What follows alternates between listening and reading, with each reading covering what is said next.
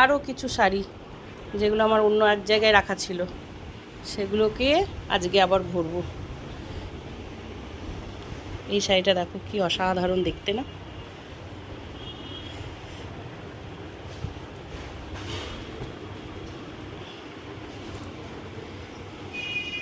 কত বেরোচ্ছে দেখো, বেরোবে বেরোবে, পোটলা থেকে শুধু বেরোবে। আচ্ছা আরও বেনারসি দেখাই। এই যে এটা হচ্ছে আমার বিয়ের বেনারসি, মানে বিয়ের দিন পরেছিলাম সেই বেনারসি। এই যে তখন আমার বিয়ের সময় এই মিনা করা কাজটা ফার্স্ট উঠেছিল, এই মিনাটা তখন কেবলই মানে উঠেছিল। এখন যেটাকে বলছে ট্রেন্ডিং। কালারটা দেখেছো, আগুন আগুন, আমি লাল কালার নিইনি, আগুন আগুন। ভিতরে আঁচল, ভিতরে কাজটা খুবই সুন্দর, এই যে আঁচলটা খুব সুন্দর।